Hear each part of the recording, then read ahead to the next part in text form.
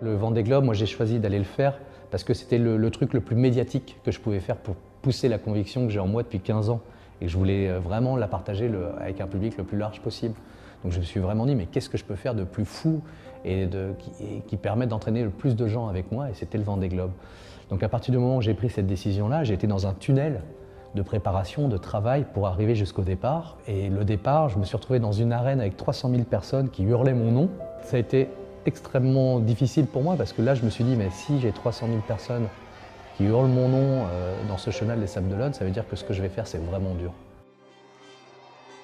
Sur une course comme le Vendée Globe, on a un problème tous les jours, voire 2 ou 3, voire 100 problèmes tous les jours qu'on doit régler. Et il y a toujours 2 possibilités. Soit on prend ce problème comme un drame qui vient nous empêcher de vivre cette course, et donc on en veut au bateau, on en veut à la terre entière.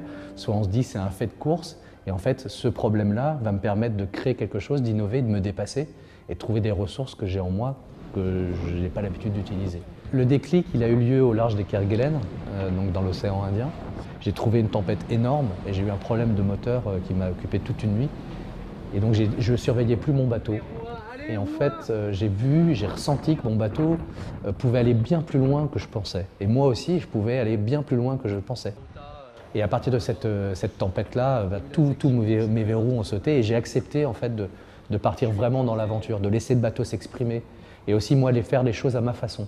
Et au lieu d'aller fuir une dépression et de me cacher dans le sud, j'ai empanné et j'ai fait du nord à fond pour aller chercher la dépression qui arrivait, pour la surfer le plus loin possible. Et c'était vraiment une décision très forte en moi parce que je subissais plus, j'étais devenu un acteur vraiment de ma destinée. Tout le début de la course, j'étais encore dans ce qu'on m'avait appris, je copiais un peu les gens qui m'avaient inspiré, qui avaient navigué avec moi sur le bateau, je copiais leur façon de faire. Et là, j'ai accepté de tout désapprendre, de tout oublier en fait, quelque part, et de réapprendre à ma façon avec cette expérience qu'ils m'avaient donnée. Je n'avais jamais fait avant de course en solitaire, donc ça a été pour moi 2 pas dans le noir, mais énorme, parce que je n'avais pas de référence. Donc toute la course a été tous les jours une aventure, vraiment dans l'inconnu.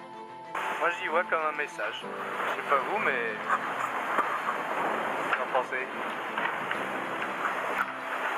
Bel arc-en-ciel. Dans la vie de tous les jours, quand on se laisse un peu guider, on a très peu de situations où on doit vraiment sortir de sa zone de confort et découvrir des choses extraordinaires sur soi. Je suis persuadé qu'on a tous des ressources infinies en soi. Il faut juste trouver ou mettre en place les situations qui permettent à ces ressources de s'exprimer. Et sur le Vendée Globe, c'est tous les jours. La plus grosse difficulté sur le Vendée Globe, c'est d'être seul. C'est pas le fait d'être seul, c'est-à-dire de prendre son café seul ou de manger seul. C'est pas cette solitude-là, c'est la solitude de la décision. Quand vous choisissez un endroit où passer dans une dépression, il n'y a personne qui va vous dire « Ah ouais, Eric, c'est la bonne décision là ». J'ai eu peur tout le temps et en même temps, ça n'a jamais été une peur paralysante qui m'a permis de lâcher prise sur tous ceux sur quoi en fait, j'avais pas la main. C'est à la fois une vigilance extrême et en même temps une insouciance extrême. J'invite tous ceux qui ont envie d'aller faire le Vendée Globe à aller le faire parce que c'est une aventure vraiment géniale. Mais je pense que dans l'entreprise, on peut très bien créer dans ces situations où on va chercher ses ressources. Et la seule façon, c'est d'accepter de faire 2 pas dans le noir, c'est d'accepter d'aller faire la différence. Et la meilleure façon d'aller faire ces 2 pas dans le noir, c'est d'aller dialoguer, d'aller travailler, d'aller tenter de vivre un morceau de vie avec quelqu'un qui ne nous ressemble pas du tout. Ce que j'en tire de cette aventure, c'est que